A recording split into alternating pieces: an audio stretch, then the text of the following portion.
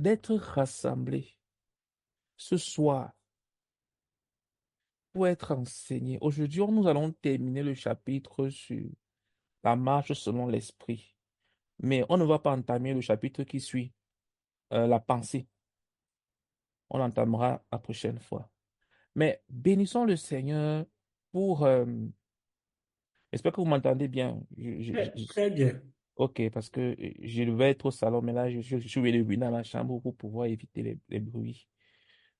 Bénissons le Seigneur pour la grâce et le privilège d'être là ce soir pour continuer à être enseigné sur le chemin de la sanctification. Bénissons le Seigneur ensemble. Prions. Seigneur, nous te Nous te bénissons pour bénissons, ta bénédiction. Seigneur, et nous te rendons grâce pour la Te grâce et le bénissons, Seigneur, Merci pour privilège la Seigneur grâce et pour le la grâce et d'être le privilège là privilège ce que tu nous soir accordes. pour d'être être là. enseigné, D'être là Seigneur, ce soir sur le chemin pour de la recevoir ta sanctification. parole, Seigneur. Merci Seigneur, grandement, gloire et Père. louange à Au toi, le nom du Père, Seigneur au nom Nous de Jésus-Christ. sommes Jésus. Amen. Amen. Amen. Frère, je voudrais vous dire que, une fois de plus, avec l'expérience que j'ai eue hier, je veux confesser que si ce n'est le Seigneur, nous ne pouvons véritablement rien faire. C'est-à-dire que parfois on se bat, on se débat. Je ne sais pas, donc, peut-être que vous n'avez pas encore vu ça. Je me souviens quand j'étais tout petit, lorsqu'on mettait à mort, lorsqu'on voulait préparer le poulet, lorsqu'on voulait préparer le poulet, on prenait la poule vivante et puis lorsqu'on la tuait, très souvent, même lorsqu'elle était déjà morte, ou bien, bon, je vais dire la tête tranchée, elle continuait à se débattre. Mais tu sentais que c'était juste une peine perdue. Elle se débattait jusqu'à ce que finalement elle arrête de se battre. J'ai l'impression que parfois, dans notre vie chrétienne, dans notre relation avec Dieu, on est parfois en train de se débattre. Peut-être pour la... Bon, peut-être que vous n'avez pas eu cette image-là. Moi, je l'ai vécu plusieurs fois. C'est-à-dire, elle se débat, elle se débat, elle se débat. Pourtant, la tête a déjà été tranchée. Elle se débat, elle se débat, elle se débat, elle se débat, elle se débat. Et Oui, puis je après, connais, j'ai déjà tué le poulet, donc je connais. voilà. La tête est déjà séparée du corps, mais elle continue à bouger, à se débattre, à se débattre, à se débattre. Et parfois, c'est comme si dans notre vie chrétienne, on est là, on se débat, on se débat, on se débat, alors que notre vie a déjà été gérée. Je vais dire, alors que il suffit juste que nous soyons connectés au Seigneur.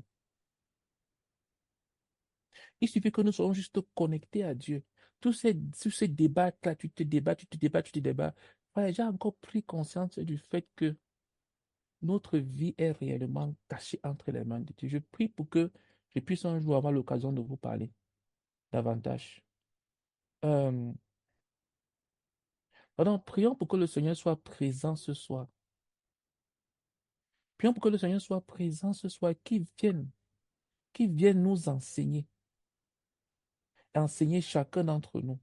Si Dieu n'est pas présent, nous sommes là inutilement. Nous sommes totalement inutiles si Dieu n'est pas présent. Nous avons besoin de sa présence. Et sa présence, ce n'est pas un acquis. La Bible dit que là où deux ou trois sont rassemblés à mon nom, je suis présent. Mais nous ne devons rien prendre pour acquis. Il ne faut jamais prendre Dieu pour acquis. Jamais. Dit que, OK, comme je suis un enfant de Dieu, alors c'est un profond mépris. Nous ne devons rien prendre pour acquis. Pardon, prions pour que Dieu vienne, qu'il nous enseigne, qu'il parle à chacun d'entre nous, qu'il soit puissamment présent parmi nous.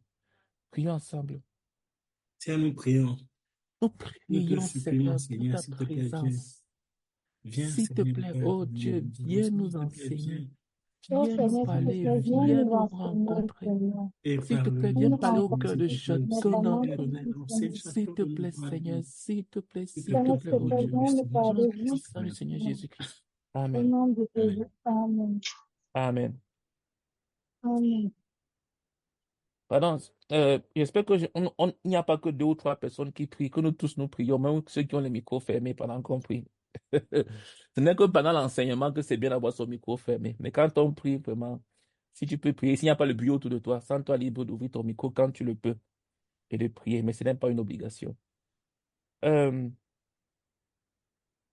je voudrais qu'on prie pour que le Seigneur nous purifie Et toi-même, repens-toi de tout péché, de toute souillure.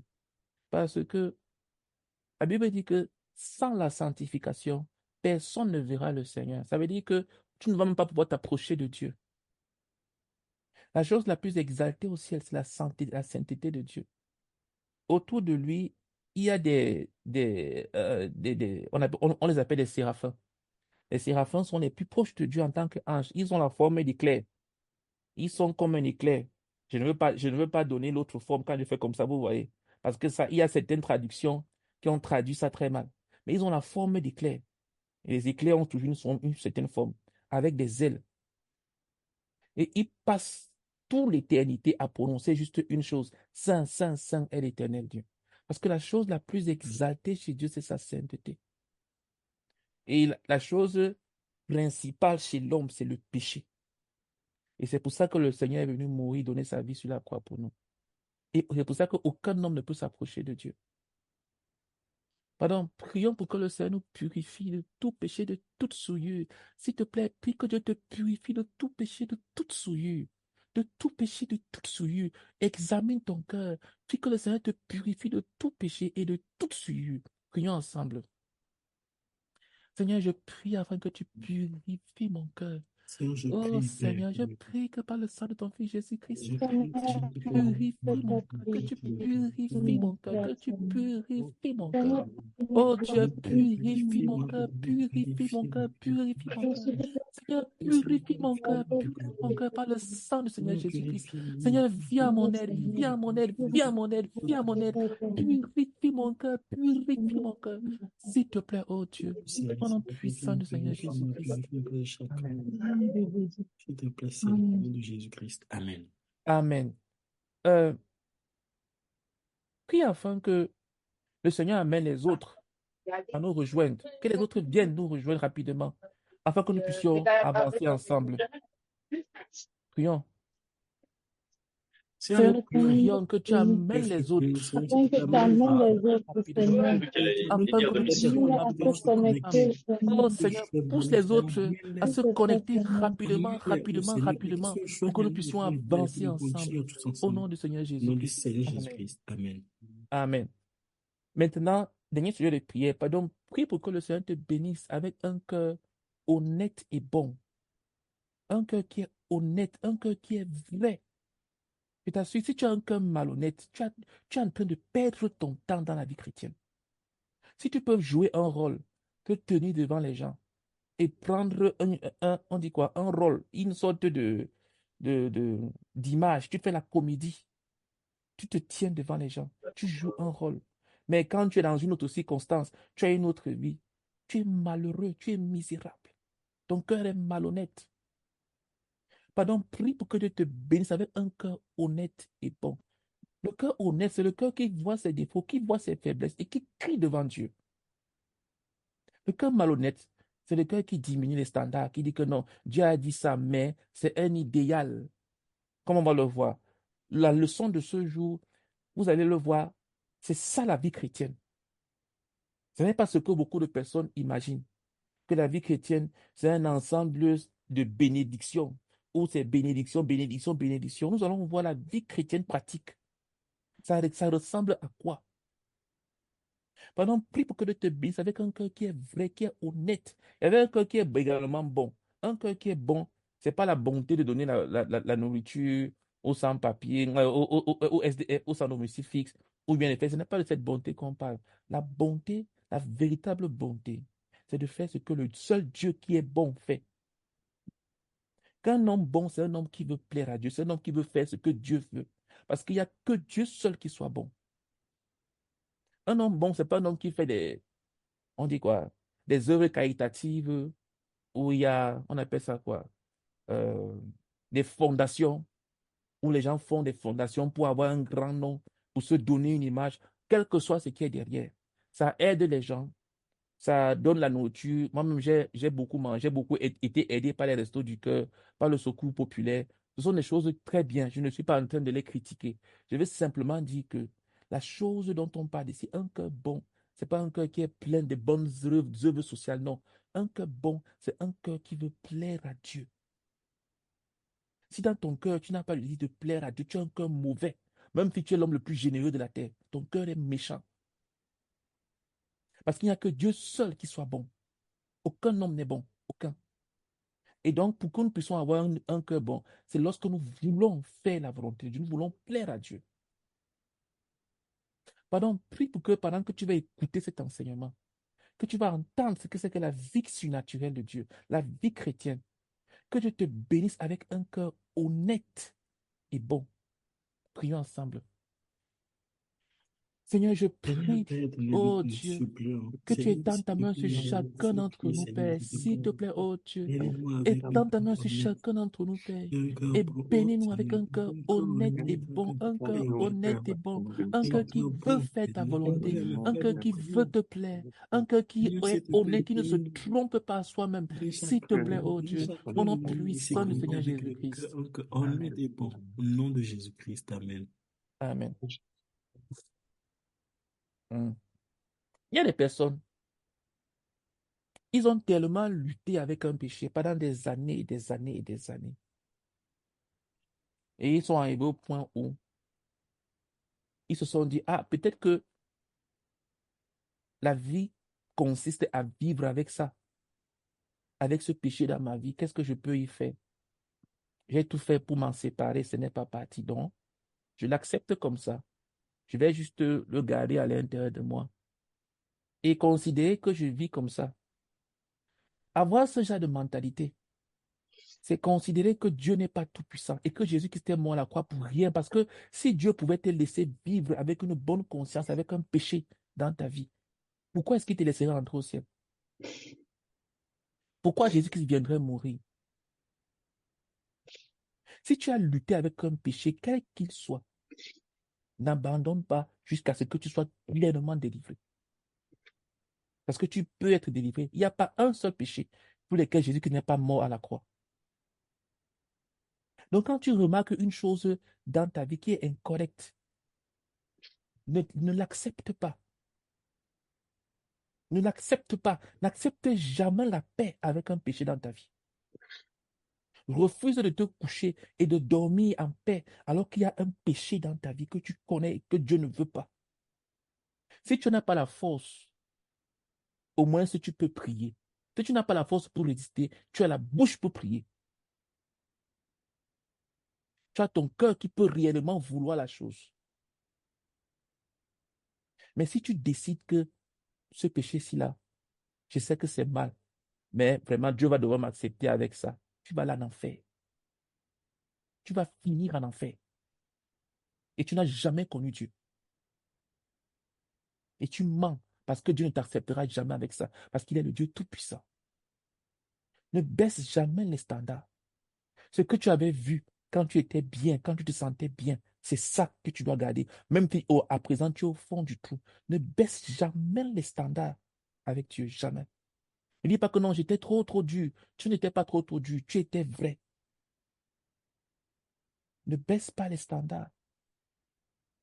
Ne baisse pas les standards. Euh, je vais partager mon écran.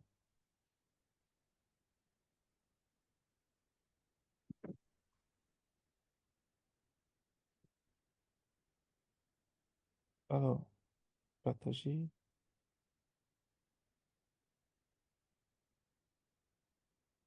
Alors, hop. Ok, voilà. Je pense que tout le monde voit mon écran. Oui. Ok. Donc, la dernière fois, nous avons partagé sur la marche selon l'esprit. C'est ce que nous avons vu la dernière fois. Et nous avons dit que marcher selon l'esprit, je vais juste te dire deux choses dessus, et puis on va passer à la leçon d'aujourd'hui. La marche selon l'esprit, elle est centrée sur l'obéissance. L'obéissance à qui? L'obéissance au Seigneur Jésus-Christ. Quand je marche selon l'esprit, je, ça consiste à obéir au Seigneur Jésus-Christ. Ce n'est pas marcher selon tes propres pensées. Ce n'est pas marcher selon ce que tu penses être correct. Il y a des personnes qui se demandent, lorsqu'ils sont confrontés à des décisions, à des choix, est-ce que c'est bien ou est-ce que c'est mal? Ils demandent où est le mal dedans. C'est vrai que dans certaines circonstances, les choses qui peuvent être moindres, on peut se demander, bon, ouais, qu'est-ce qu'il y a de mal? Mais la bonne question, ce n'est pas de savoir qu'est-ce qu'il y a de mal. Ça, c'est souvent une question très rapide. La bonne question, c'est de savoir où est la volonté de Jésus-Christ. Qu'est-ce que Jésus-Christ veut dans cette situation-ci-là? Qu'est-ce qu'il pense? Qu'est-ce qu'il dit? C'est très facile de dire où est le mal parce que rapidement, on peut avoir une solution. Mais la question de se poser, de savoir qu'est-ce que Jésus-Christ dit, ça impose qu'il faut chercher Jésus. Et ça, c'est très difficile. Et Ayant préfère ne pas se poser cette question. Il préfère demander simplement où est le mal de ça, dans ça. Il pourrait ne pas avoir de mal apparent, mais le Seigneur n'est pas d'accord avec ça. Où est le mal dans le fait de boire de l'alcool? Où est le mal dans le fait de fumer? Où est le mal dans le fait de, je sais pas, d'aller dans une fête ou en boîte ou je sais pas tout ce que tu veux? Où est le mal de s'habiller? Si une femme s'habille en pantalon ou si un homme s'habille en robe? Où est le mal de s'habiller de cette manière ou de cette manière? Où est le mal de garder de longs cheveux? Où est le mal de garder une longue barbe? Où est le mal? Qu'est-ce qui est le mal en ça? Ce n'est pas la bonne question. Si tu es un enfant de Dieu, ce n'est pas la bonne question. La bonne question, c'est de savoir où est la volonté de Dieu dans ce que tu fais. Si ce que tu es en train de faire est pleinement dans la volonté de Dieu, qui sommes-nous? Qui sommes-nous pour pouvoir juger de ce que Dieu veut? C'est pour ça que quand quelqu'un me dit que Dieu lui a dit, je ne peux plus rien dire concernant cette personne-là. Je ne peux plus rien dire. Si quelqu'un vient te voir, il te dit que Dieu m'a dit. À moins que tu aies une évidence qu'il est en train de raconter des conneries. Mais si tu n'as pas d'évidence que ce qu'il est en train de dire est une connerie, tu vas te placer sur quoi pour lui dire autre chose? Quand quelqu'un te dit que Dieu m'a dit ceci, tu vas lui dire comment? Qu'est-ce que tu vas lui dire d'autre? La marche selon l'esprit, ce n'est pas la marche selon le bien ou le mal. La marche selon l'esprit, c'est une marche centrée sur l'obéissance à Jésus-Christ. Une obéissance immédiate. L'obéissance tardive, c'est une désobéissance. Tu obéis au moment où Dieu veut que tu obéis. Une obéissance joyeuse, une obéissance complète et totale, une obéissance continuelle et une obéissance coûteuse. Qu'est-ce que ta vie chrétienne t'a coûté? Hein? Il y a des personnes qui sont chrétiennes parce que Jésus-Christ leur a tout coûté. Elles suivent Jésus-Christ à cause de ce qu'il a fait pour elles. Mais les véritables personnes qui sont proches de Dieu, qui marchent avec Dieu, qui lui sont intimes, ce sont des personnes pour qui Dieu les a coûtés. Leur a coûté. Excusez-moi si j'ai mal parlé français. Dieu leur a coûté.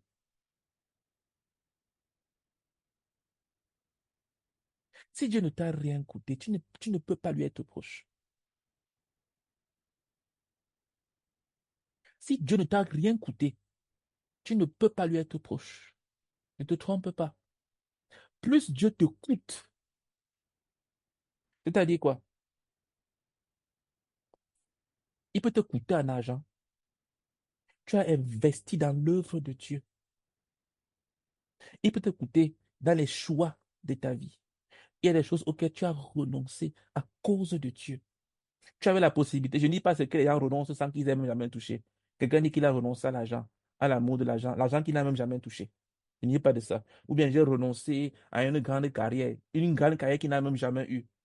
On ne renonce pas aux choses qu'on n'a jamais touchées. J'ai dit des choses que tu as et tu as renoncé à cause de Dieu. Un directeur d'une grande société qui renonce parce qu'il n'a pas servi Dieu. Je prends un exemple. Qu'est-ce que Dieu t'a coûté? Quand Dieu te coûte, c'est comme ça que tu te rapproches de lui. Une blessure qu'une personne t'a faite, une profonde blessure, et tu pardonnes. Ça blesse, ça fait mal. Ça te rapproche de Dieu. Mais les bénédictions, oh vraiment, j'ai prié et Dieu m'a béni avec ça. J'ai demandé à Dieu et Dieu m'a donné ça. Ça ne te rapproche pas de Dieu. Ne te trompe pas. Je ne suis pas en train de dire que les bénédictions sont mauvaises. Je suis en train de dire que c'est le prix que tu payes qui rend la chose précieuse à tes yeux. Quelqu'un qui achète un vélo dans ses boutiques et qui s'achète après ça une voiture, une grande voiture de luxe. Si on vole le vélo, il peut s'en sortir. Mais si on lui vole sa voiture, son cœur peut s'arrêter. La différence, c'est quoi? C'est le coût. Le coût pourrait ne même pas être en termes de prix, d'argent, comme j'ai dit, ou de choix. En termes de représentation, ce que la chose représente. Tu peux avoir un bijou que quelqu'un, des parents, ou bien des personnes proches t'ont laissé. Ça compte pour toi. Tu peux avoir des choses qui comptent. Tu peux avoir des gens que tu aimes. Quand ma mère est décédée, j'ai pleuré tous les larmes de mon cœur. Et j'avais tellement envie de descendre pour aller, pour être avec elle. Comment dire? Et en plus, comme elle est décédée du Covid, on l'a enterrée tout de suite. Il n'y a même pas eu le genre qu'on met un peu. Ça n'a même pas été son. Qu'on n'a pas mis une semaine à la mort. On l'a enterré, je crois, après-demain, le lendemain. Et on a enterré le genre que ne pouvait même pas s'approcher d'elle. J'ai seulement vu les photos. Je n'étais même pas présent.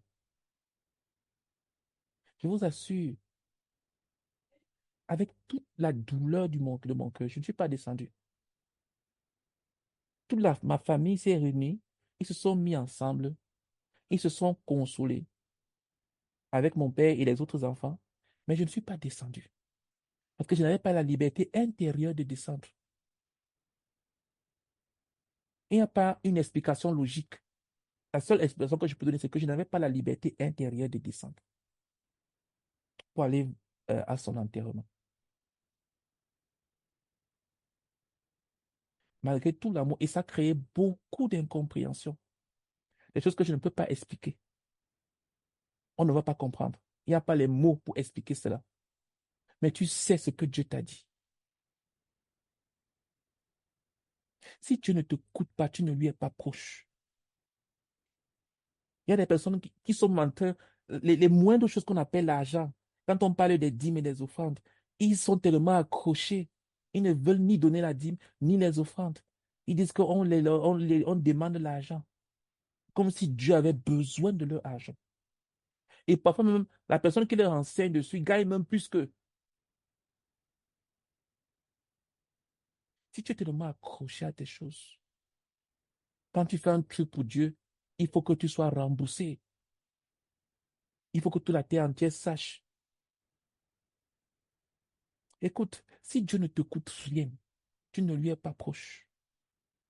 Donc, quand on parle d'obéissance coûteuse, c'est la marche selon l'esprit. La deuxième chose que je voudrais dire, c'est que la marche selon l'esprit, c'est une marche qui est centrée sur l'esprit et non sur la chair. Parce que la chair et l'esprit ont des désirs séparés. Et c'est une marche pratique. C'est ce qu'on a vu la dernière fois, dans Éphésiens 4, 25 à 32. Elle est pratique. Renoncez au mensonge. Que chacun de vous parle selon la vérité à son prochain. Si tu voles, ne vole plus. Ne te mets pas, ne laisse pas la colère t'emporter. Ce que je vous ai dit en début par rapport à l'accident et tout, c'est essentiellement lié à la colère. J'étais rempli de fureur hier quand je conduisais. Si ce n'était pas la main de Dieu, je ne serais pas assis devant vous en train de vous parler. La colère, les paroles mauvaises. Hein. La marche selon l'esprit, c'est une marche qui est centrée sur l'esprit de Dieu et non sur la chair. Il y a des gens qui centrent leur attention sur la chair pour savoir comment combattre la chair. Mm-mm. Centre ton attention sur l'esprit jusqu'à ce que tu trouves plaisir à faire ce que Dieu dit. Parce que naturellement, un enfant de Dieu trouve plaisir naturellement à faire la volonté de Dieu. Quand tu es un enfant de Dieu et que pour toi, il y a un déplaisir à obéir à Dieu, c'est qu'il y a un problème dans ta vie. Pareillement comme un enfant du diable, quelqu'un qui n'a pas encore accepté Jésus-Christ, trouve déplaisant de suivre Dieu. Si tu vois quelqu'un qui ne croit pas en Dieu, mais qui veut suivre Dieu, est-ce que ce n'est pas contradictoire dans ta tête? Donc, la deuxième chose que je voulais dire qu'on a vu la dernière fois, c'est que la marche selon l'esprit, elle est centrée sur l'esprit. Nous sommes en train d'étudier ici là le chemin de la sanctification. Comment marcher dans la sanctification? Dans la première partie, on a traité la délivrance du péché. Dans cette partie-ci là, on est centré maintenant sur l'Esprit de Dieu. Dans la première partie, on a vu comment en finir avec le péché. Se considérer comme étant mort. D'abord savoir, ensuite se considérer, ensuite s'abandonner.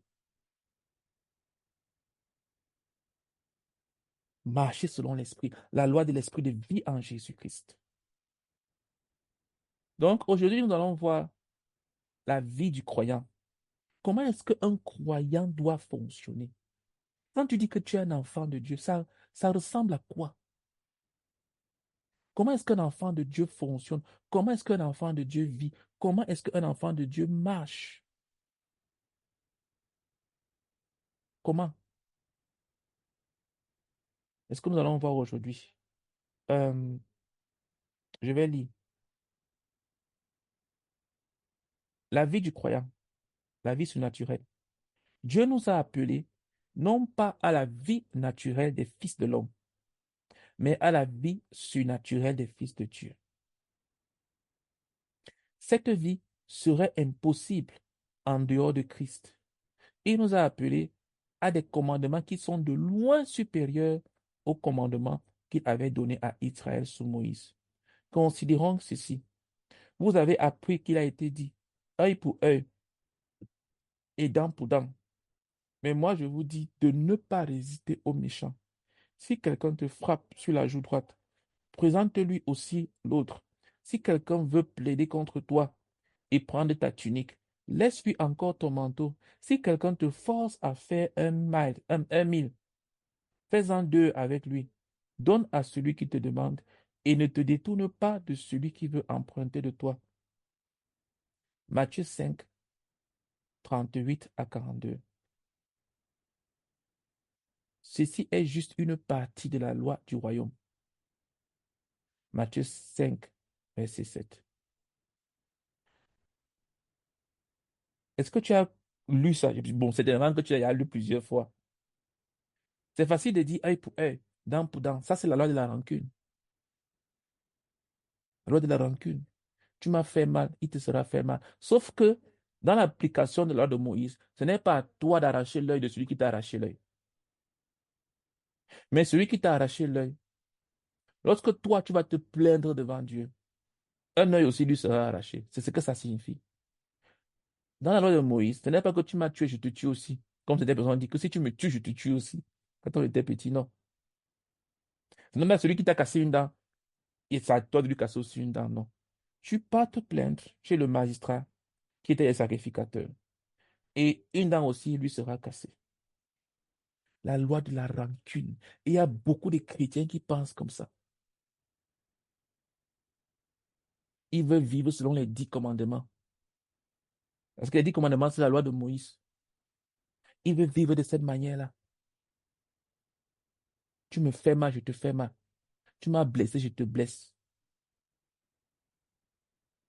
Hmm. La loi de la rancune. Il n'y a pas de miséricorde.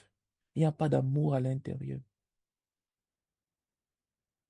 Vous voyez que dans cette loi-ci, là, il n'y a pas de place pour je suis désolé. On n'a pas dit que œil pour œil et dent pour dent.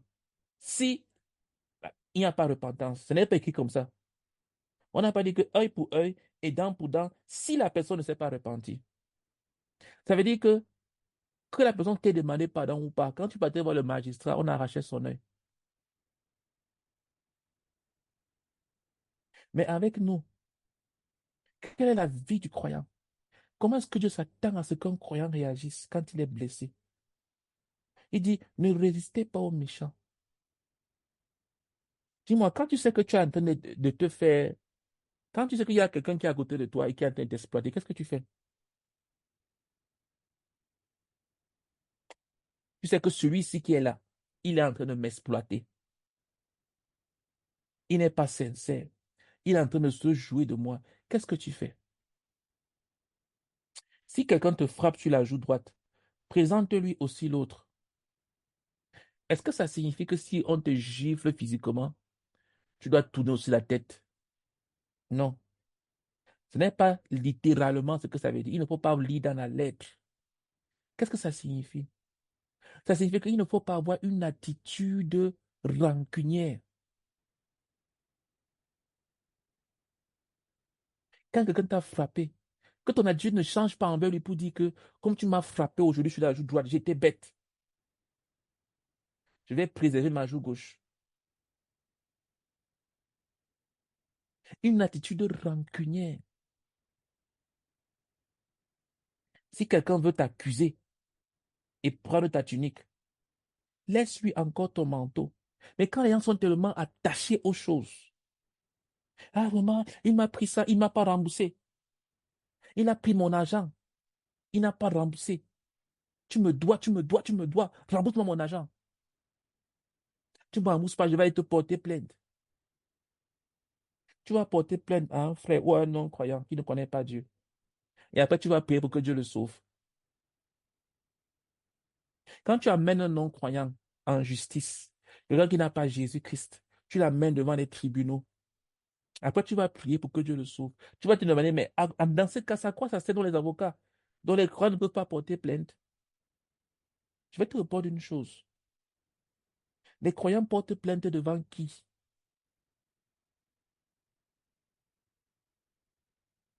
Mais les magistrats sont là pour appliquer la loi. Très bien. Mais tu as porté ton problème devant qui en premier? Est-ce que tu as posé ton problème devant Dieu? Dieu est-il incapable de toucher le cœur de quelqu'un? Et même si Dieu ne veut pas que cette personne te rembourse, Dieu ne peut pas te donner au centuple. Il y a des gens qui courent après des miettes alors que Dieu a en réserve des milliers et des milliers de choses pour eux. Mais ils sont tellement attachés à leurs miettes. Il faut qu'on me rembourse ce que j'ai dépensé. Je t'ai prêté, tu dois me rembourser. Les bons comptes font les bons amis. C'est faux. Les bons comptes font des amis hypocrites. L'amitié l'amitié n'est pas enracinée dans les bons comptes. L'amitié est enracinée dans la vérité.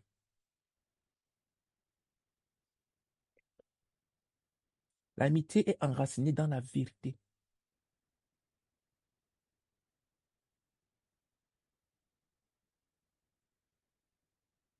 Hmm. Une attitude rancunière. Quand tu as prêté, quand tu fais des affaires, ou même quand tu es salarié et que ton patron t'a à te payer, qu'est-ce que tu fais? Tu commences à le maudire. Quand tu es parti acheter quelque chose au marché ou en boutique, et puis tu arrives, tu te rends compte que non, tu as fait une mauvaise affaire. Tu commences à maudire le vendeur. Ce que Jésus-Christ est en train de nous enseigner ici, là, c'est d'éviter une attitude de rancune. Le Seigneur déteste la vengeance. Les gens qui se vengent eux-mêmes.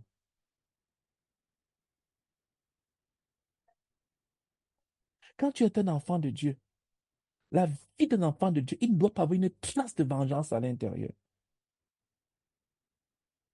Pour plusieurs d'entre nous ici, moi le premier, si vous aviez été à la place du Seigneur Jésus-Christ, lorsqu'il est ressuscité, certains seraient allés se passer devant les pharisiens pour dire, regardez, regardez, tout ce que vous avez fait il y a 3 jours là, me voici, regardez. Vous pensez que vous m'avez terminé, regardez, me voici devant vous. C'est ce que Jésus-Christ est parti faire. Pour se montrer à eux, pour leur fermer la bouche. Vous m'avez persécuté, vous m'avez crucifié. Regardez-moi. Il est parti au temple. Est-ce que Jésus-Christ est parti au temple pour se montrer devant tout le monde? Pour dire, regardez, je suis là. Je suis visible. Croyez en moi. Regardez comment je suis un grand faiseur de miracles. Je suis mort, je suis ressuscité. Regardez, pour fermer la bouche à tous les pharisiens. Est-ce qu'il a fait ça? Dis-moi un peu, quand tu as la possibilité de te venger vis-à-vis de quelqu'un qui t'a fait du mal, quand quelqu'un qui t'a fait du mal tombe en ton pouvoir, comment tu réagis? Tu prends plaisir à humilier la personne, à te venger aussi. Tu es en train de trahir la vie d'un enfant de Dieu.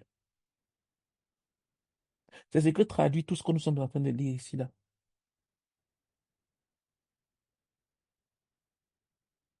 Si quelqu'un te frappe sur la joue droite, si quelqu'un t'a blessé, tu dis, ah, vraiment, il y a une phrase que beaucoup de gens disent,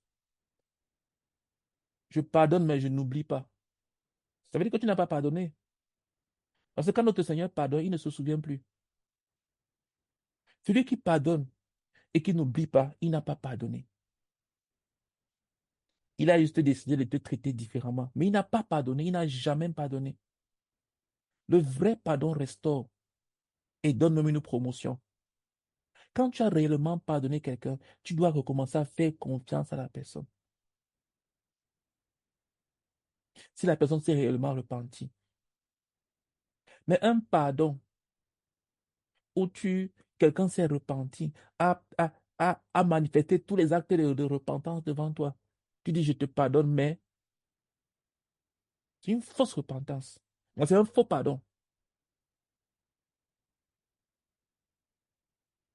Je prends un exemple concret, un cas pratique. Si quelqu'un t'a emprunté de l'argent et ne t'a pas remboursé, il te demande pardon. Moi, personnellement, je vais examiner la vie de cette personne. Je vais lui dire, je te pardonne, mais pour ton bien, rembourse cet argent. Pas parce que j'en ai besoin, mais pour ton bien, rembourse cet argent.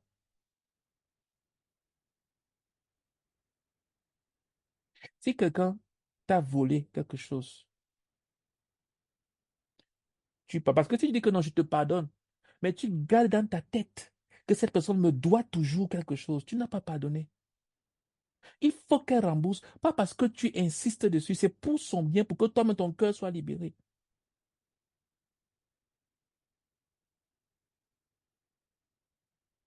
Le pardon qui garde le souvenir du péché, c'est un faux pardon. Je te pardonne, mais à la moindre blessure, tu ramènes le souvenir, tu rappelles le souvenir des fautes. Tu pardonnes à quelqu'un, mais dès que vous avez un problème, toi et lui, tu ressors ce qu'il avait fait par le passé. Ce qui prouve que tu n'as jamais pardonné. Dès qu'il fait une erreur, tu lui ressors ça, cache que regarde, tu avais fait ça, ça, ça, ça, ça. Ça veut dire que tu n'as jamais pardonné. Tu as pris ça, tu as gardé quelque part au frais pour utiliser comme une balle de réserve. Nous devons être libérés en tant qu'enfants de Dieu d'un esprit de rancune. Quand tu pardonnes, demande au Seigneur de vider ton cœur de tout souvenir de ce péché. C'est pour ça qu'il dit que présente-lui aussi l'autre joue gauche. C'est pour dire que tu redeviens vulnérable. Tu redeviens vulnérable. Ta sécurité ne vient pas dans le fait que tu as mis les garde-fous autour de toi pour te protéger. Ta sécurité vient dans le fait que Dieu qui est au ciel te protège. Quand quelqu'un t'a blessé une fois, tu dis, ah vraiment, la première fois j'ai été gaou, j'ai été stupide. Cette fois-ci là, je vais me préserver. Tu n'as pas pardonné. Tu n'as pas pardonné. Le pardon oublie et restaure. Je te pardonne. Et j'oublie l'offense, de sorte que je redeviens encore vulnérable. Quand tu as réellement pardonné à la personne, tu vas redevenir vulnérable. C'est ça que ça signifie présenter la joue gauche. C'est ça que ça signifie lui laisser l'autre manteau. Ça veut dire que tu ne te protèges pas. Tu demandes que tu n'y es pas attaché. Il t'a accusé faussement la première fois. Il a réclamé tes chaussures. Il a réclamé quoi? Ton manteau. Il a réclamé ta tunique. Tu le lui as donné. Il a gardé. Il est parti. Il a fait ses choses.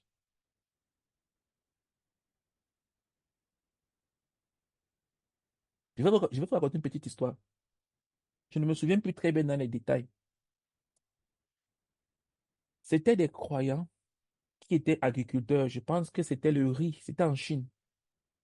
Une histoire vraie. C'était en Chine. Et ils étaient un peu assez aisés. Et c'était des agriculteurs. Ils faisaient le riz et tout. Et ils avaient des voisins. Ils avaient un champ qui était contigu au champ de leurs voisins. Mais eux, c'était une famille de croyants. Qu'est-ce qu'ils avaient fait? Comme il y avait un cours d'eau qui passait non loin de chez eux, ils avaient fait une sorte de structure pour pouvoir pomper de l'eau à partir de ce cours d'eau-là, de sorte que la pompe était orientée vers leur champ pour arroser leur riz. Mais à un certain temps, ils ont commencé à remarquer que chaque fois qu'ils partaient vérifier leur champ, la pompe d'eau avait été détournée pour être orientée vers le champ de leurs voisins. À chaque fois, ils prenaient d'abord, ils remettaient de leur côté. Et puis ils repartent encore, ils voient encore que ça a encore été orienté de l'autre côté. Ils auraient pu aller se plaindre et avertir leurs voisins non croyants, non chrétiens, et leur dire de ne plus s'amuser, sinon ils vont appeler la police. Ils ne l'ont pas fait. Ce qu'ils ont choisi de faire, c'est de faire également une sorte d'irrigation pour leurs voisins aussi, de sorte que leurs voisins puissent également avoir de l'eau dans leur champ. Et un jour, quelques jours après, leurs voisins sont venus leur voir et leur ont dit que vraiment, on veut connaître aussi le Jésus en qui vous croyez là. Parce qu'on s'attendait à ce que vous venez nous gronder, crier sur nous, mais vous ne l'avez pas fait. On veut vraiment connaître ce Jésus-là. Il y a un monsieur qu'on appelait Gata Singh, je me souviens très bien, mais c'est qu'il y avait Singh à l'intérieur de son nom. Il était au Tibet, une partie en Asie proche de la Chine, qui est essentiellement bouddhiste. Là-dedans, à ce moment-là, il y avait un gouverneur fortement opposé à l'évangile. Ce monsieur a été arrêté. Il a été jeté en prison. Et pendant qu'il était en prison, il était torturé, torturé, torturé. Et les autres prisonniers qui étaient des bouddhistes, des athées, tout qui ne croyaient pas à Jésus, ils observaient ça. Et ils remarquaient que, mais le monsieur, si, il n'y a pas de la rancœur qui grandit dans son cœur vis-à-vis de ces tortionnaires. Au contraire, il prie pour eux, il les bénit, il ne les maudit pas. Les prisonniers ont commencé à être intrigués. Parce qu'ils voyaient comment on venait le torturer, le maltraiter. Mais plus on le maltraitait et plus il était bon envers ses bourreaux. Les prisonniers ont commencé à croire les uns après les autres. Ils voulaient connaître qu'est-ce qu'il y avait dans ce cœur-là. C'était qui ce Jésus-là que ce monsieur aimait, qui pouvait autant le transformer en un homme qui n'a aucune rancune en lui. Les, les gens ont commencé à s'intéresser, les journalistes ont commencé à venir le voir en prison pour savoir, mais quel est ce monsieur? Juste parce qu'il n'avait aucune rancune en lui.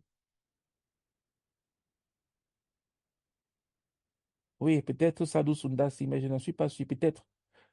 Mais ça ne doit pas être Sadhu Sundasi, non, c'est pas lui. Parce que, par la suite, tellement il était si généreux que ces bourreaux, quand ils ont vu ça, ils l'ont pris, ils sont partis le tuer, ils ont ouvert sa poitrine pour voir quel genre de cœur il avait. Je vous parle d'une histoire vraie. Il devait être Kata Singh. Je sais qu'en Inde, il y a beaucoup de gens qui s'appellent Singh. Singh est un nom très connu. Sundar Singh aussi a beaucoup souffert aussi au Tibet, mais ce n'était pas seulement lui. C'est-à-dire, ces bourreaux ont ouvert son cœur pour voir ce qu'il y avait à l'intérieur. Il se demandait, mais comment est-ce qu'un homme peut être comme ça? Il n'avait aucune rancune en lui. Ils ont ouvert sa poitrine pour voir quel genre de cœur il avait. Les gens ont commencé à croire, pas parce qu'il avait beaucoup parlé de Jésus, mais simplement parce qu'il avait un cœur qui ne voulait de mal à personne.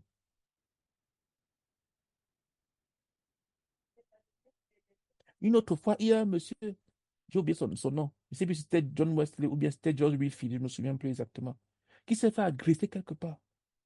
Et pendant qu'il s'est fait agresser par un bourreau, un monsieur, je ne sais pas ce que ce monsieur lui voulait, en tombant au sol, il se met à prier pour le monsieur. C'est-à-dire, tu tombes, tu as un brigand, un bandit qui est devant toi, avec un couteau, quoi que je ne sais pas quoi, qui t'agresse, mais tu te mets à prier pour lui. Que Dieu le protège, pour que Dieu ait miséricorde de lui. Et non pour que le feu du ciel descende Ils n'ont pour que le feu descende du ciel et le consume. C'est de ça qu'on est en train de parler dans ce passage et c'est qu'on est en train de lire. On n'est pas en train de dire que quand on te gifle en route, tu t'arrêtes, tu montes l'autre joue gauche. Ça, c'est bête, c'est stupide. Tu n'as rien compris. On n'est pas en train de dire que quand quelqu'un arrache ta tunique en route, tu dis qu'il vient chercher mon manteau. C'est pas ce qu'on est en train de dire. On est en train de dire que tu as un cœur dépourvu de rancune. Ta sécurité te vient de Dieu. Voilà la vie d'un croyant. Quelqu'un t'a fait du tort, ne te venge pas. Ne te venge pas. Ta sécurité te vient de Dieu. Tu peux avoir 50 000 gardes du corps. Ça ne va pas te protéger de la mort. Tu vas mourir autant que Dieu voudra que tu meurs.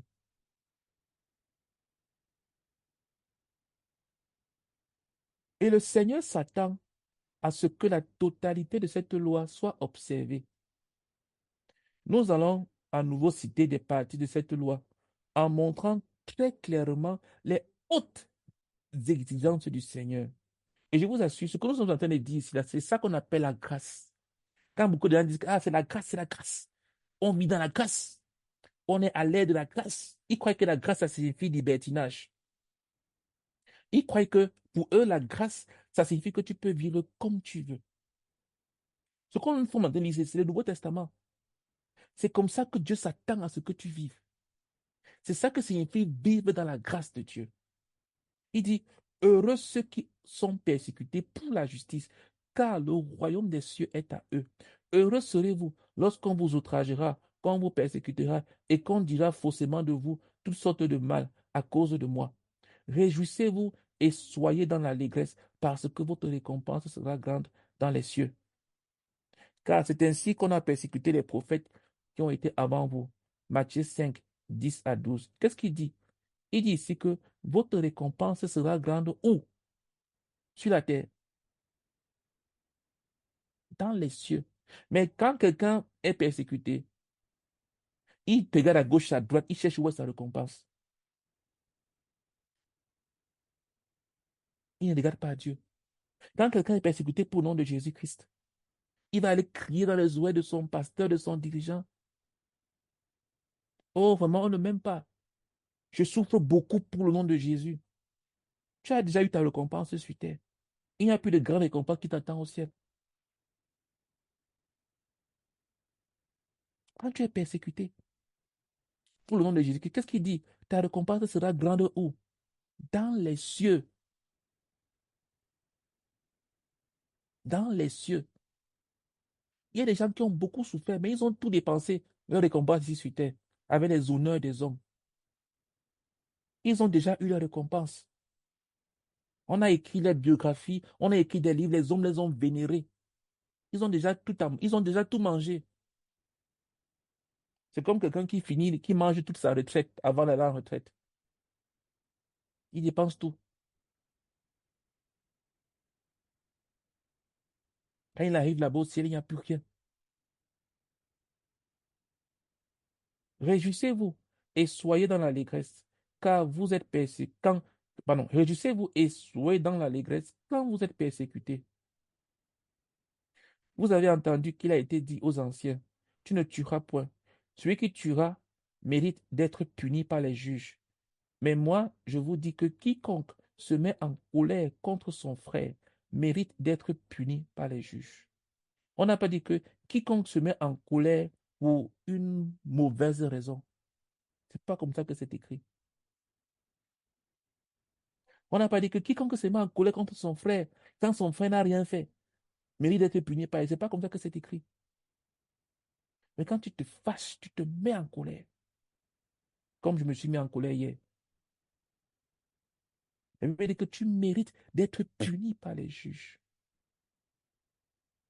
Que celui qui dira à son frère, Raka, mérite d'être puni par le Sanhédrin. C'est-à-dire que tu es en colère et la colère te pousse à dire des paroles de mépris, d'insultes. Tu te mets à dire des choses. Il dit que tu mérites d'être puni par le Sanhédrin. Le Sanhédrin, c'était la Cour suprême d'Israël. et que celui qui lui dira insensé, parce qu'il est en colère, mérite d'être puni par le feu de la géhenne. Quand tu traites les gens d'insensés, parce que tu es fâché, tu mérites d'aller en enfer. C'est-à-dire que en temps normal, ta place, c'est l'enfer. Ça veut dire que c'est un péché qui envoie en enfer. Quand tu es en colère, calme-toi. Moi, personnellement, je n'aurais pas dû conduire hier parce que j'étais très en colère. J'ai pris la résolution que la prochaine fois que si je me mets dans une telle fureur, je me gare, je ne démarre pas la voiture ou bien je me gare quelque part. Parce que quand tu es en colère, dans une grande colère, tu donnes accès au diable. Il va te pousser à mépriser les gens, à insulter, à dire des paroles méchantes. Quand tu es en colère, puis tu peux te lever et partir quelque part marcher, va marcher, ne reste pas autour des gens. Fais tout pour que ta colère diminue, que tu n'arrives pas au point où tu vas traiter quelqu'un de raca, d'insensé, d'imbécile, jusqu'à ce que ça redescende. Parce que c'est souvent ponctuel. Ça arrive à un pic. Et puis après, ça redescendra. Or, il y a des gens, quand ils se mettent en colère, et que ça arrive à un pic, ils prennent des décisions, ils prennent des actions, ils font des choix qui vont les suivre même lorsque la colère aura disparu. Comment être stupide à ce point? Quand tu es en colère, tu prends une décision que lorsque la colère va disparaître, l'impact de cette décision sera toujours dans ta vie. Comment agir de cette manière? Quelqu'un qui va se suicider parce qu'il est en colère. Quelqu'un qui va, je ne sais pas moi, casser, briser un objet ou bien blesser quelqu'un parce qu'il est en colère. Ta colère va passer. Une chose est sûre, ça va passer. Tu ne vas pas faire 10 ans. Je ne connais pas quelqu'un qui fait 10 ans de colère, sauf si la personne est un malade mental. Même les malades mentaux, ils ont des moments où ils s'endorment. À un moment, tu vas t'endormir. Donc, une chose est sûre, cette colère-là va passer. Mais l'acte que tu poses en ce moment-ci où tu es en colère, ça va rester. Donc, quand tu es en colère, s'il te plaît, bouge. Ne laisse pas que la colère monte jusqu'à quitter les gens raca ou bien insensés. Si donc tu présentes ton offrande à l'autel et que là tu te souviennes que ton frère a quelque chose contre toi, laisse là ton offrande devant l'autel et va d'abord te réconcilier avec ton frère. Puis viens présenter ton offrande. On n'a pas dit que tu as quelque chose contre ton frère. Non. Ici, là, c'est ton frère qui est fâché contre toi. Ce n'est pas que tu présentes ton offrande et tu te souviens que tu n'as pas pardonné à quelqu'un. Non. Dieu ne s'attend même pas à ce que tu viennes devant lui avec un cœur qui manque de pardon. Dieu ne s'attend même pas à cela. Pour lui, il n'en parle même pas. Parce que c'est inconcevable dans sa pensée que tu viennes te présenter devant lui avec une offrande et tu as des gens que tu gardes dans le cœur, tu as quelque chose contre eux. Pour lui, c'est même impensable. Ce à quoi il s'attend, c'est que tu peux venir devant lui, mais que les gens ont quelque chose contre toi. Voilà ce que Dieu peut concevoir. Mais nous, parfois, qu'est-ce qu'on fait? On vient devant Dieu avec les gens qu'on a dans le cœur, à qui on n'a pas pardonné, contre qui on est en colère, on est fâché, on en veut. Et on s'attend à rencontrer Dieu. Quel Dieu? Quel Dieu? Quel Dieu? Ce n'est pas le Dieu de la Bible. C'est un faux Dieu. Si tu es vraiment sérieux, ne te présente pas devant Dieu avec quelqu'un que tu as dans le cœur. La meilleure chose que tu puisses faire, c'est dire, Seigneur, viens à mon aide. Délivre-moi de cette amertume vis-à-vis de cette personne. Je n'attends même pas qu'elle se repente. Je veux juste la libérer de mon cœur. Je n'attends même pas qu'elle soit consciente du mal qu'elle m'a fait. Je veux juste la libérer et la bénir. Parce qu'il y a plusieurs niveaux de pardon. Tu peux pardonner à quelqu'un. Mais le grand niveau, c'est de pardonner et de bénir la personne.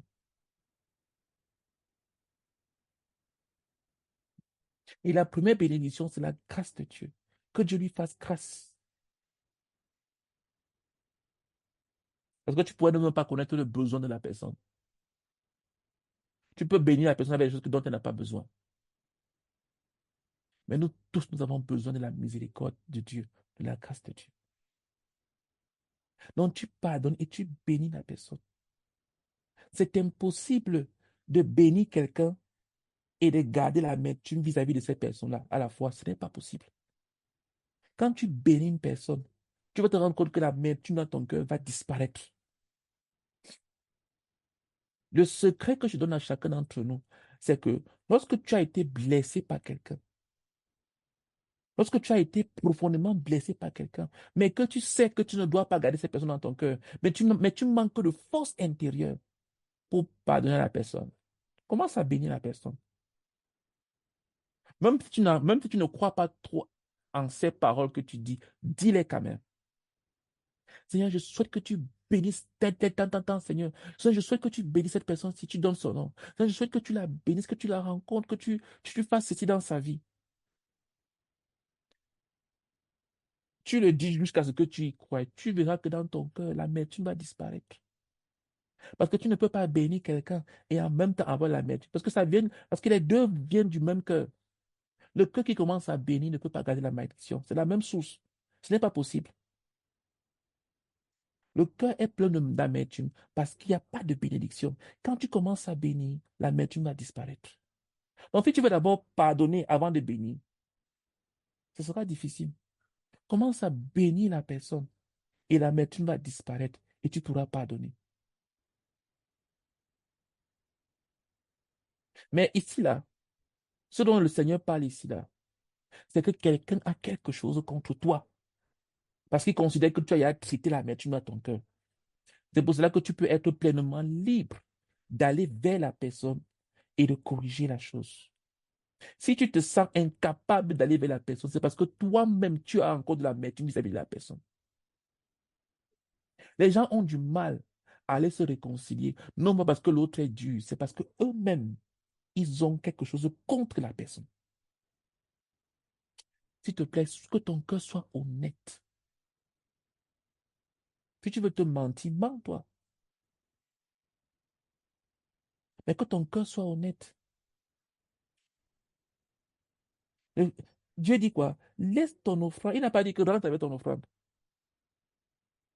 C'est pour dire que reviens, je suis là, je ne fuis pas.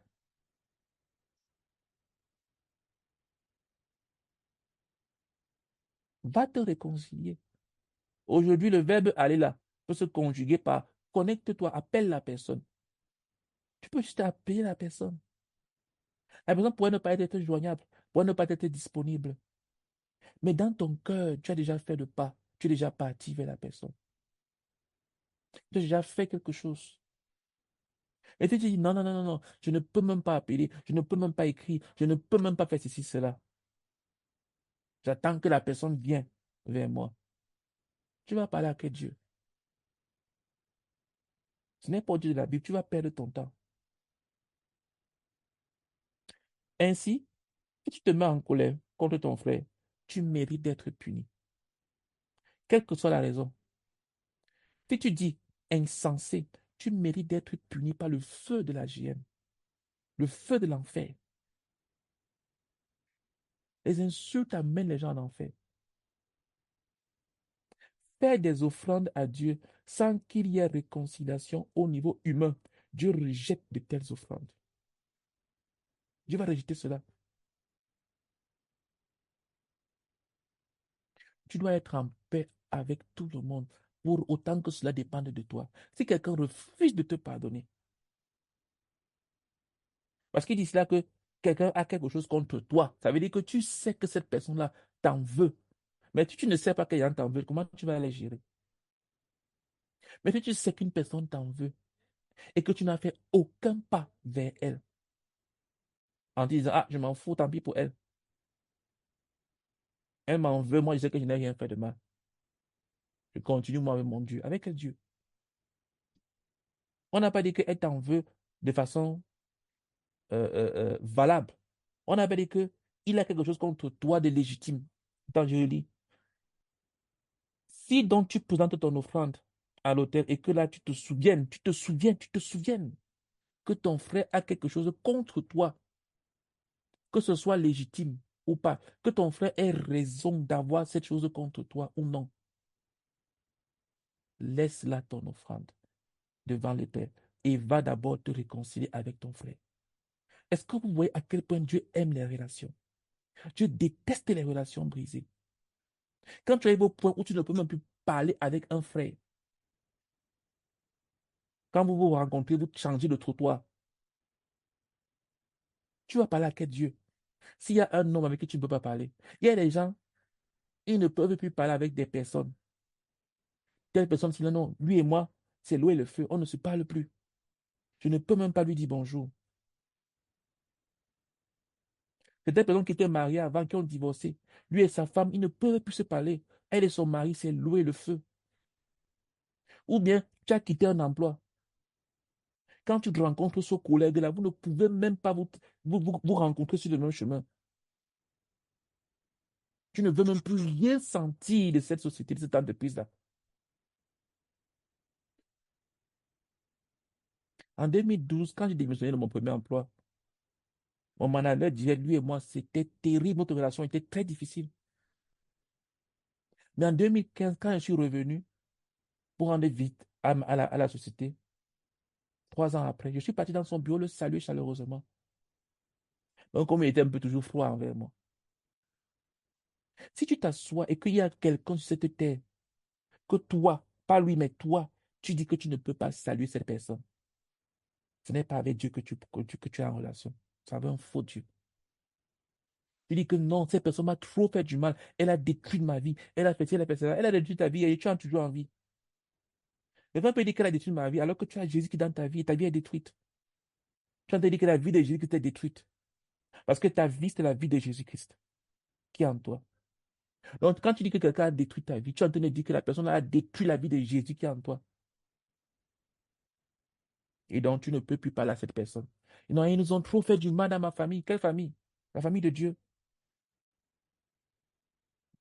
Si tu connais quelqu'un dans ton cœur à qui tu ne peux plus adresser la parole, ce n'est pas à Dieu que tu traites. Tu traites avec un faux Dieu. Parce que Dieu déteste les relations brisées. Dieu déteste le divorce. Dieu déteste les relations brisées. Dieu déteste le divorce. Il déteste cela. Dieu déteste les inimitiés.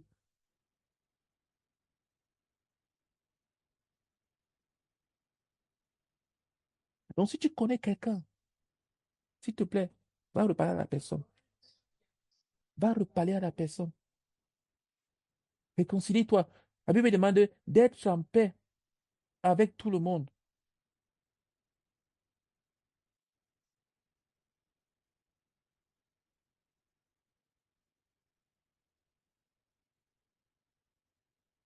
Dis soit c'est valable pour tout le monde. Ce que nous sommes en train de dire ici, là, c'est valable même pour les ex. Ce que je suis en train de dire ici, là, si tu as un ex ou une ex à qui tu as dit que je ne peux plus lui adresser la parole, je suis pas en train de dire qu'il faut que tu ailles rassembler tous tes anciens contacts pour commencer à parler avec eux. Depuis 2015, je n'ai plus jamais parlé avec beaucoup de personnes. Je suis pas en train de dire qu'il faut que tu ailles rassembler tes anciens contacts pour dire, OK, je veux parler avec toi. Non. Je suis en train de dire que dans ton cœur, tu n'as personne. Il faut bien comprendre le message. Dans ton cœur, tu n'as personne avec qui tu gardes une relation d'inimitié.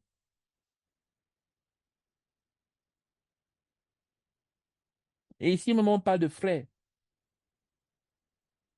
Si un non-croyant m'en veut parce que je lui ai prêché l'évangile, je vais laisser mon offrande là parce que pour aller traiter avec lui. Si un non-croyant m'en veut parce que je lui ai dit la vérité, comme j'ai ma grande sœur qui m'en veut, elle est fâchée contre moi parce que je lui ai dit la vérité.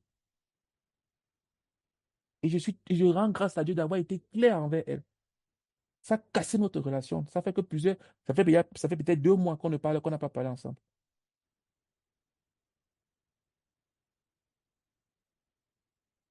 Mais je suis pleinement heureux et je jouis de ma relation avec le Seigneur Jésus-Christ. Parce que la raison pour laquelle elle m'en veut, c'est parce que je lui ai dit la vérité pour son salut. Je ne vais pas laisser mon offrande là pour aller me réconcilier avec déjà même que ce n'est même pas frère, elle n'est même pas ma soeur en Christ.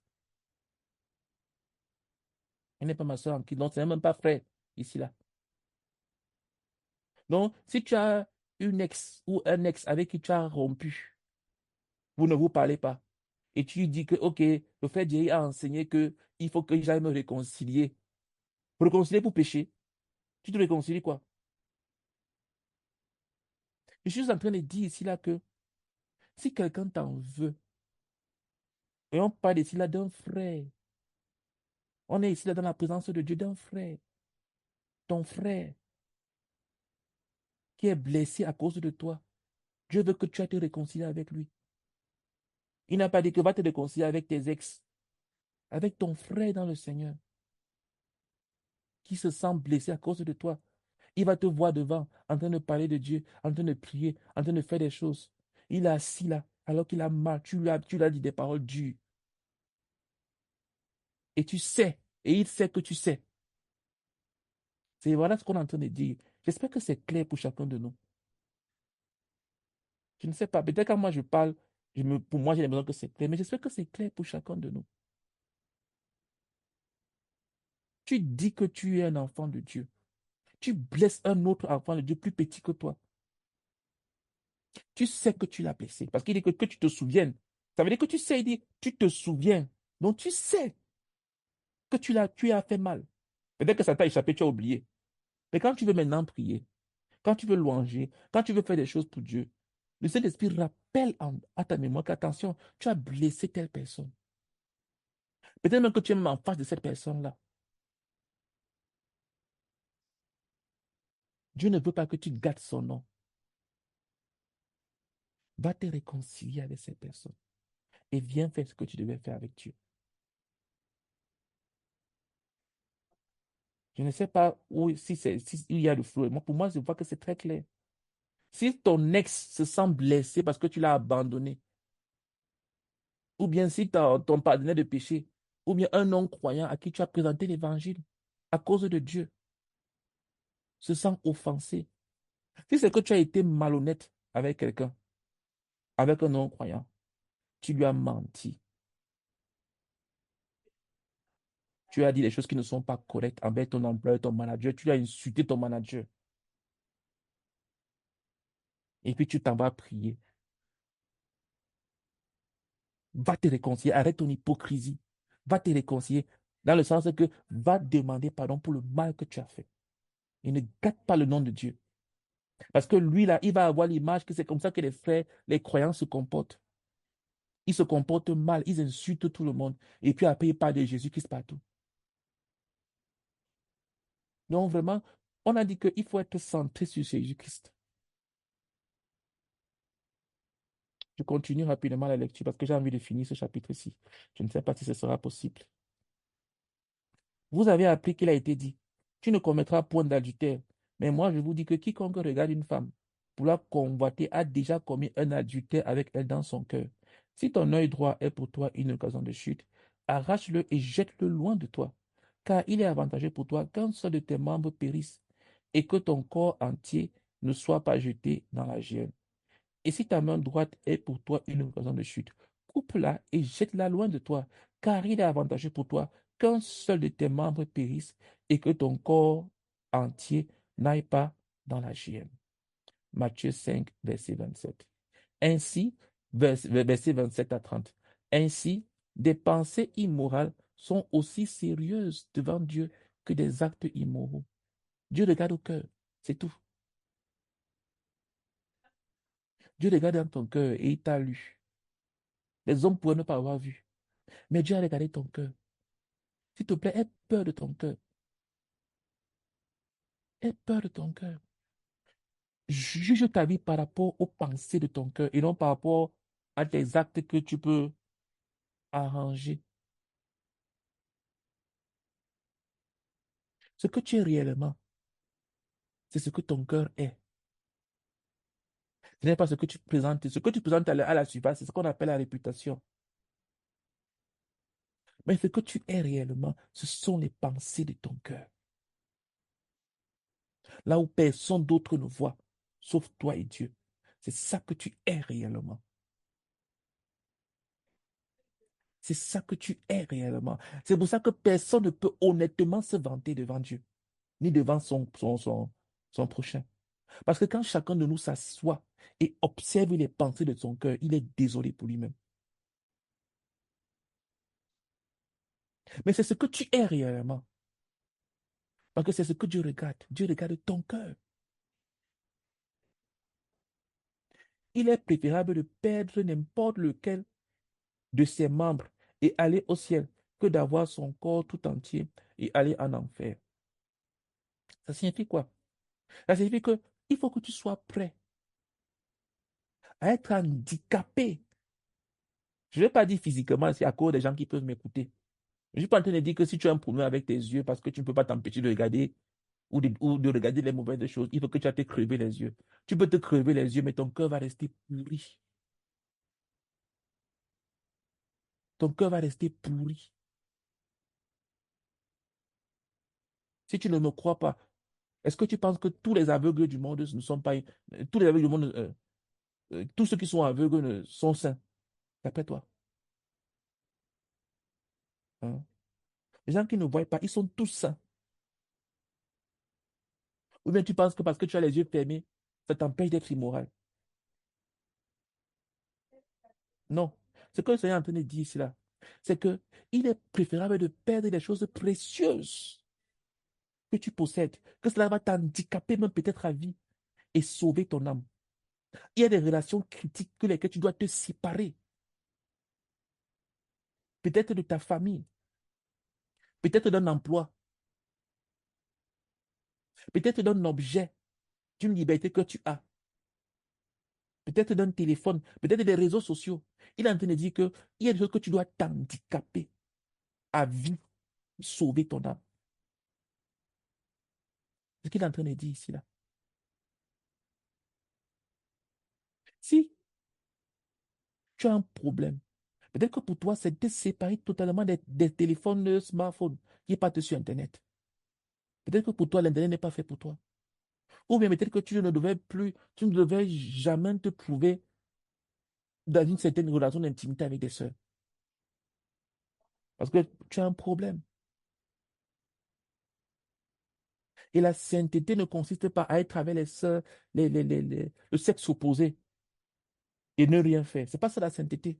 Les gens qui croient qu'ils sont saints parce qu'ils peuvent être avec une sœur et rien ne se passe. C'est faux. Ce n'est pas ça être saint. La sainteté, c'est de s'éloigner de tout péché et de tout chemin qui peut conduire au péché. Ah non, on a dormi dans la même maison, mais rien ne s'est passé. Une sœur qui pas dormi chez un frère, même si rien ne s'est passé, immoral. C'est immoral. C'est immoral. J'ai dit à une jeune fille dernièrement que elle est en colocation avec deux hommes. Ils sont dans une maison, il y a trois chambres. Elle a une chambre et deux autres étudiants ont une autre chambre. Je lui ai dit que c'est mauvais, c'est mal. On va dire non, mais rien ne se passe, il n'y a rien de mal. Pourquoi est-ce qu'avoir les pensées? Ce n'est pas une question de pensée. C'est une question de bon sens. On va dire, ah, comment il ne faut pas toujours tout accuser. Ce n'est pas une question d'accusation. C'est une question de bon sens. Ça veut dire quoi? Ça veut dire que tu peux être comptable de tes propres pensées à toi, mais tu ne peux pas veiller sur les pensées des autres. Quand tu dis que rien ne s'est passé, qu'est-ce que tu en sais dans le cœur de l'autre personne? Quand tu dis que non, moi je peux dormir dans la même maison que telle personne, tu connais quoi de son cœur? Tu connais quoi de ses pensées? Qu'est-ce qui c'est si ce n'est pas si tu n'as pas une occasion de chute pour son cœur à lui? Parce que tu vois, tu penses que tu as peut-être un contrôle sur ton cœur, mais lui, tu n'as aucun contrôle sur son cœur. Oh non, rien ne s'est passé. Ou bien rien ne peut se passer. Qu'est-ce que tu en sais? Parce que Dieu regarde au cœur. Qu'est-ce que tu sais ce qui est passé dans son cœur? Tu n'en sais rien. Ne sois pas une occasion de chute pour l'autre. Vous avez appris qu'il a été dit, tu aimeras ton prochain et tu haïras ton ennemi. Mais moi, je vous dis, aimez vos ennemis, bénissez ceux qui vous maudissent, faites du bien à ceux qui vous haïssent et priez pour ceux qui vous maltraitent et qui vous persécutent, afin que vous soyez fils de votre Père qui est dans les cieux, car il fait lever son soleil sur les méchants et sur les bons, et il fait pleuvoir sur les justes et sur les injustes.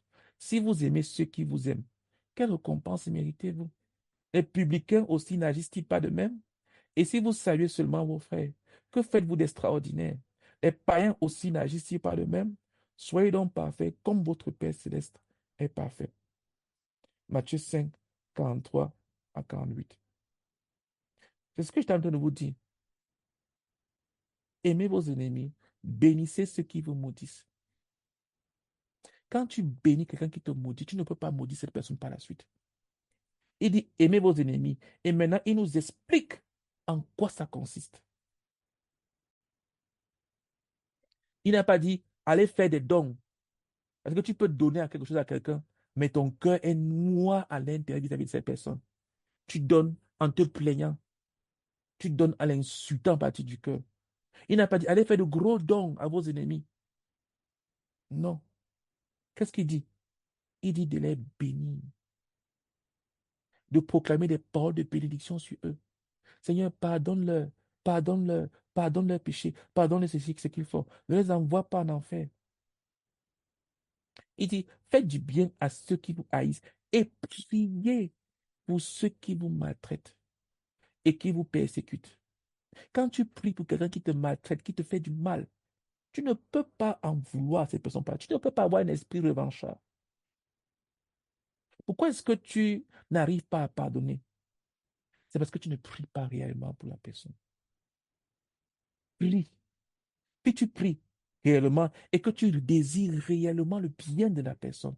Dieu va te rencontrer. Parce que c'est ce qu'il veut. C'est lui qui a demandé de le faire. Donc tu es dans sa volonté. Ton mari t'a maltraité, prie pour lui. Ta femme t'a maltraité, prie pour elle.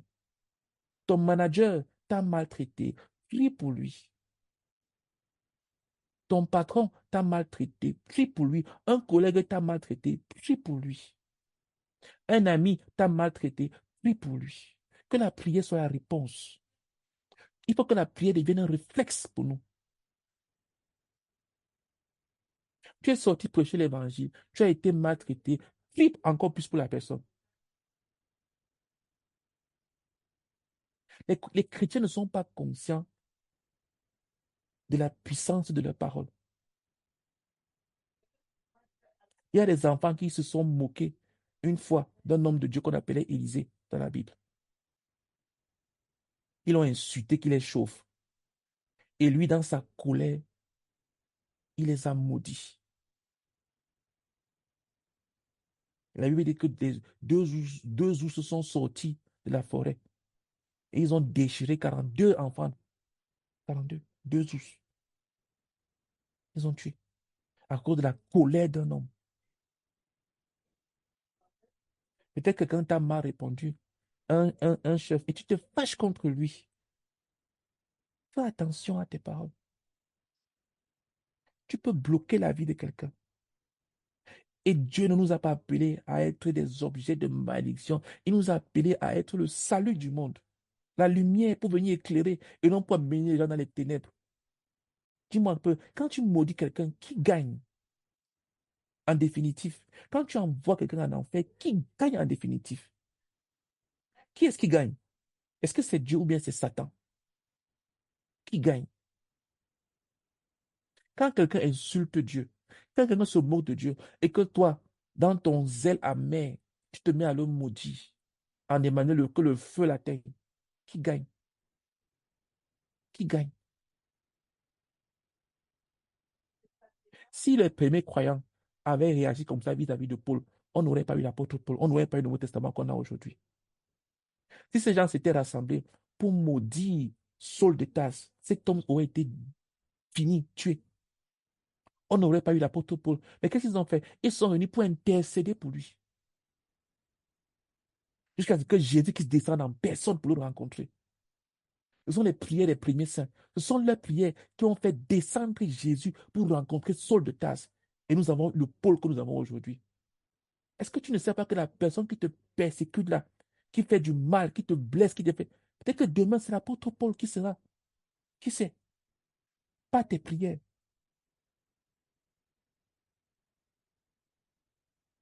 Hmm.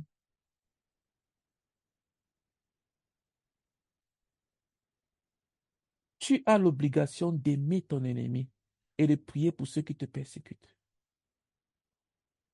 Ce n'est pas une option, c'est la vie. C'est la vie à laquelle tu as été appelé. Tu n'as aucune excuse pour dire que non, la personne m'a fait du mal. Comment est-ce que tu veux que... Ou tu es chrétien ou tu ne l'es pas. Moi, tu me respectes, je te respecte. Tu me manques de respect, je te manque de respect. Tu es un non-croyant si c'est ta façon de penser. Et tu vas là en enfer avec une telle pensée. Moi, celui qui me respecte, je respecte. Celui qui me manque de respect, je lui manque de respect. Œil pour œil, dent pour dent. Tu vas là en enfer. Si c'est comme ça que tu réfléchis, tu n'es pas un enfant de Dieu. Tu es un enfant de Lucifer, tu es un enfant de Satan. Notre Seigneur nous appelle à aimer ceux qui nous maltraitent. Et si tu manques de force, prie pour la personne. Parce que tu n'as pas le choix. C'est ça être un enfant de Dieu. C'est à ça que tu es appelé. C'est ça ta vie. Tu dois prier pour la personne qui te fait du mal. Tu dois aimer ton ennemi. Ne cherche pas à fermer sa bouche, à le rabaisser. Tu as un collègue qui est au bureau, un collègue qui t'a humilié. Comme moi, j'avais ça parfois, c'était un collègue qui m'humiliait pendant une réunion. Et ça m'énervait tellement. Mais quand le collègue s'il m'a humilié pendant cette réunion, il faut que la réunion prochaine, je lui ferme la bouche. Un enfant de Dieu ne réfléchit pas comme ça. Un enfant, ça montre que tu ne pries pas pour tes collègues. Tu ne pries pas pour ton manager. Ah, il m'a humilié devant les gens. Parce que tu n'as pas prié pour lui. Prie pour les gens qui te font du mal, qui te persécutent. La perfection est exigée des fils du Père céleste, qui est parfait. Nous avons appelé à être parfaits. Et pour nous, les êtres humains, enfants de Dieu, la perfection consiste à mettre notre tout dans tout ce que nous faisons. La perfection de Dieu ici, c'est quoi? Voilà ce que Dieu appelle la perfection. Soyez donc parfaits dans la façon de traiter les autres.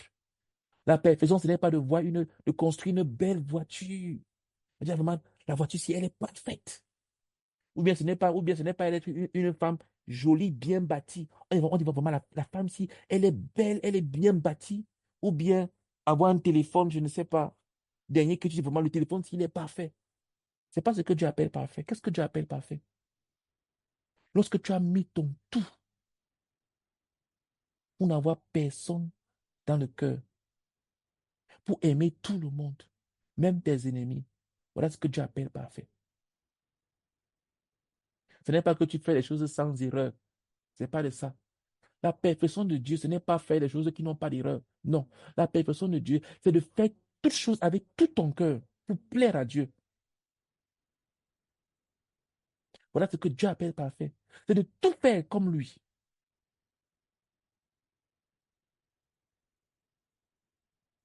Dieu veut gagner les âmes. Jésus-Christ est mort à la croix pour toi avant que tu ne sois croyant. Il t'a aimé.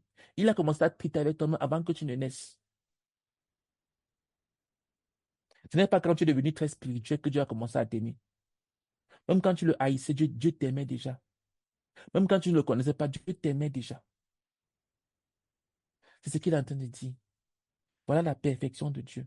Nous devons aimer les gens qui nous font du mal. C'est ça que Dieu appelle la perfection. Nous devons mettre notre tout dans tout ce que nous faisons. C'est ça que Dieu appelle la perfection. Même quand ton cœur te fait mal, être parfait, c'est d'être comme Dieu. De faire du bien. aux autres. Ainsi, les œuvres accomplies dans le but de recevoir les louanges des hommes n'ont aucune récompense venant du Père céleste. Il ne récompensera que ce qui est fait dans le but de le satisfaire et de ne satisfaire que lui. Lors donc que tu fais l'aumône, ne sonne pas de la trompette devant toi, comme font les hypocrites dans les synagogues et dans les rues, afin d'être glorifiés par les hommes. Je vous le dis en vérité, ils reçoivent leur récompense. Mais quand tu fais l'aumône, que ta main gauche ne sache pas ce que fait ta droite, afin que ton aumône se fasse en secret. Et ton Père qui voit dans le secret te le rendra. Matthieu 6, versets 2 à 4. On va relire ça la prochaine fois. Malheureusement, on ne va pas pouvoir terminer comme je le pensais. On achèvera la prochaine fois. On va relire ce passage. Pardon.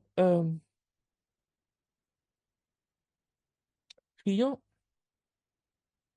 euh, je voudrais qu'on retienne essentiellement deux choses dans tout ce que nous avons dit ce soir. Qu'on retienne essentiellement deux choses. La première chose, c'est que Dieu déteste la vengeance. Dieu déteste les gens qui veulent je ne veux pas dire même se faire justice soi-même. Parce que tu pourrais ne pas te faire justice toi-même, mais tu pourrais demander à quelqu'un d'autre de te faire justice. Quand tu peux accuser un frère chez un dirigeant, tu peux accuser chez le pasteur, tu peux accuser les frères. Il y a même des gens qui partent même jusqu'à accuser les frères devant Dieu. Oh Seigneur, tu te souviens, il y a ce frère qui m'a fait ça. Ils accusent, ils font l'œuvre de Satan. Ils accusent des frères, même dans leur cœur. Ils accusent. Ah, Dieu, tu vois toi-même, Dieu voit tout. Dieu lui-même voit ce que tu me fais. Dieu voit tout. Tu accuses, tu accuses, tu accuses, tu accuses. Tu es en train de faire l'œuvre de Satan. Prions pour que Dieu nous délivre de l'esprit de rancune, de l'esprit de revanchard. J'espère que vous me comprenez. Prions que Dieu nous délivre de tout esprit qui a tendance à vouloir réclamer la justice. Réclamons plutôt la miséricorde de Dieu et non sa justice. Parce que quand Dieu est juste, quand Dieu vient pour faire sa justice, elle est toujours terrifiante parce qu'il agit comme un Dieu. S'il te plaît, ne réclame pas la justice de Dieu sur ton frère. Réclame la miséricorde de Dieu. Prions, prie que Dieu te délivre de tout esprit de revanche, de vengeance, que Dieu te délivre de tout esprit de rancune. Prions ensemble. Ouvre ton micro, tu pries. Prions ensemble. Oh Seigneur, Seigneur, je Seigneur, prie, je s'il te prie, je prie, je Seigneur, prie, je s'il te prie. plaît. Seigneur, s'il te plaît, oh Dieu, Je prie, je te supplie, viens à mon aide, Seigneur Dieu. délivre-moi. Et Délivre-moi délivre-moi de de tout tout esprit de rancune, Oh délivre-moi Seigneur, de délivre-moi l'esprit de l'esprit de rancune, l'esprit de l'esprit de rancune, l'esprit de rancune, l'esprit de rancune, l'esprit de l'esprit de rancune. S'il te Oh plaît, Seigneur, délivre-moi, délivre-moi, délivre-moi, oh Seigneur, Dieu, s'il te plaît. délivre-moi, oh Dieu. S'il te plaît, délivre-moi de l'esprit de rancune. Délivre-moi de cet S'il esprit te de plaît, de me rancune. venger moi-même. Livre S'il te mon plaît, oh cœur, Dieu, délivre-moi au de nom mes puissant de ton sentiments. Fils Jésus-Christ. Amen. Amen. Amen. Pardon. Prie enfin que le Seigneur mette dans ton cœur le réflexe d'invoquer la miséricorde et la grâce de Dieu chaque fois que tu es offense. Que ça devienne comme un réflexe. Parce que le réflexe que nous avons, c'est quoi? C'est la colère. La Bible dit que lorsque les gens s'opposaient à Moïse, Moïse tombait seulement devant Dieu. Moïse tombait devant. Mais un jour, Moïse s'est mis en colère contre Dathan et Abiram. Parce qu'il les a appelés, ils ne sont pas venus. Il s'est fâché contre eux. Il a dit à Dieu que je n'ai même pas pris une seule de leurs brebis. Ils se fâchent contre moi, ils ne viennent pas. Et Dieu a ouvert la terre, il a avalé Dathan et Abiram. S'il te plaît, prie que de façon comme un réflexe, que lorsque tu es offensé, que ce qui jaillit de toi soit la miséricorde. Pendant qu'on mettait les clous dans les mains de Jésus, qu'est-ce qui est sorti de lui? Père, pardonne-leur, car ils ne savent pas ce qu'ils font. Ne garde pas ça sur eux. Pardonne-leur. Voilà ce qui sortait de lui quand on mettait les clous dans ses mains. Quand on met les clous dans tes mains, qu'est-ce qui jaillit de toi? Pardon, prions pour que nous soyons remplis d'un esprit de miséricorde qui invoque la miséricorde de Dieu sur ceux qui nous blessent, sur ceux qui nous font du mal, sur ceux qui nous persécutent. Que nous crions à Dieu pour que Dieu leur fasse grâce, que Dieu leur fasse miséricorde. Prions ensemble. Seigneur Dieu, nous prions. Oh Père éternel, s'il te plaît. Nous prions que tu nous remplisses d'un esprit de miséricorde. S'il te plaît, remplis-nous chaque fois que nous sommes offensés. Que ce soit l'amour, la grâce de Dieu qui jaillit de nous, Seigneur. Oh Seigneur, et non l'esprit de revanche, de vengeance. Que ce soit la grâce de Dieu qui jaillisse de nous. Que ce soit l'amour de Dieu qui guérit. Que ce soit la miséricorde que nous réclamons de Dieu. S'il te plaît, Seigneur, s'il te plaît, s'il te plaît, remplis-le dans nos cœurs, Seigneur, remplis-le dans nos cœurs, s'il te plaît, Père. Au nom du Seigneur Jésus-Christ.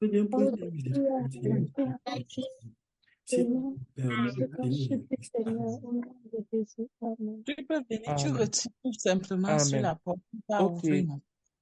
Maintenant, prions afin que, dans la deuxième partie, on a dit que celui qui est parfait, c'est celui qui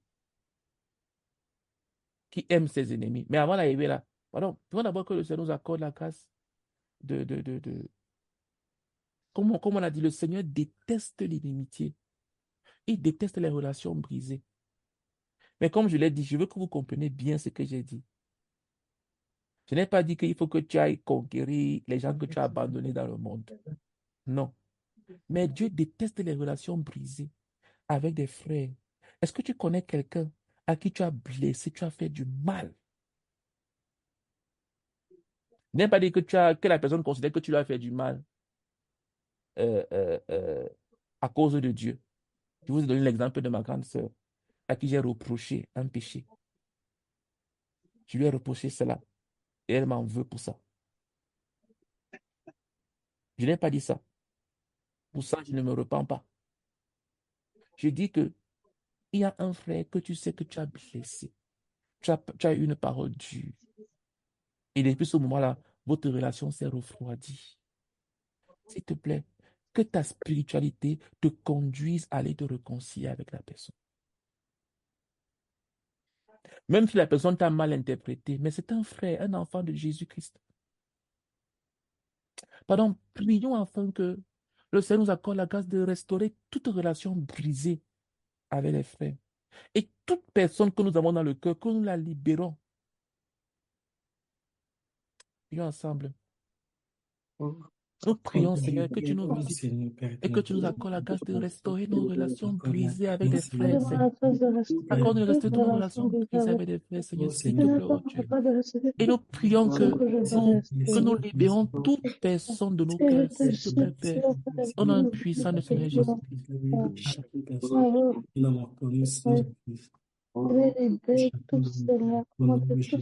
Amen. Amen. Amen. Amen. Mais je pense que pour obéir moi-même à mon message, je vais appeler ma grande sœur pour lui parler, pour causer avec elle. Si elle décroche, elle décroche, si elle décroche pas, elle ne décroche pas. Mais je vais l'appeler. Il a béni et parler avec elle. Pardon, dernier sujet de prière.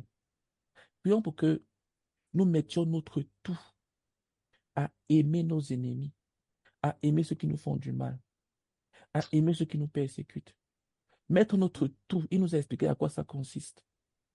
À les bénir, à leur faire du bien et à prier pour eux. À prier pour eux. À prendre soin d'eux dans la prière. C'est en cela que l'on est parfait. La perfection devant Dieu consiste à mettre ton tout pour le bien de ceux qui te font du mal. Ce n'est pas mettre ton tout pour les gens qui te font du bien. Ça s'appelle la reconnaissance. Ce n'est pas la perfection, là-bas c'est la reconnaissance. Mais quand les gens te font du mal et que tu mets ton tout à leur faire du bien, ça s'appelle la perfection devant Dieu. Prions pour que nous mettions notre tout à être parfait comme Dieu est parfait, selon ce qu'il nous a enseigné. Prions ensemble.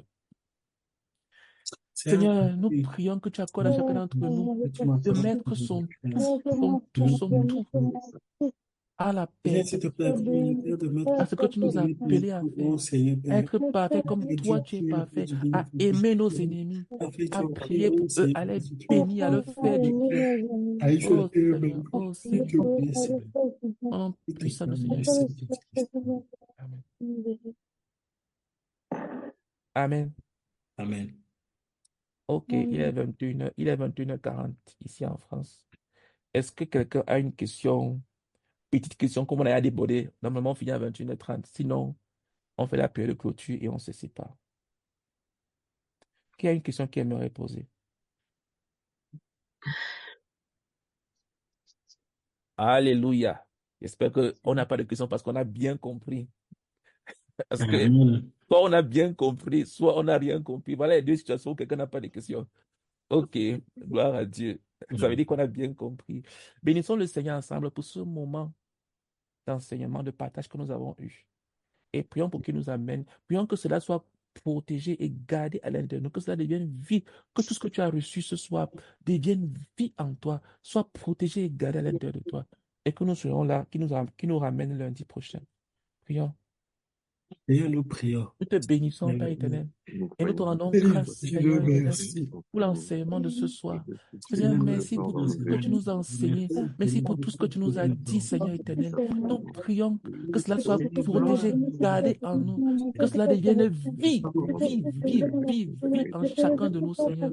Et nous prions, Seigneur, s'il te plaît, que tu nous ramènes lundi prochain, Seigneur, s'il te plaît. Oh Dieu, merci pour le puissant de Seigneur Jésus.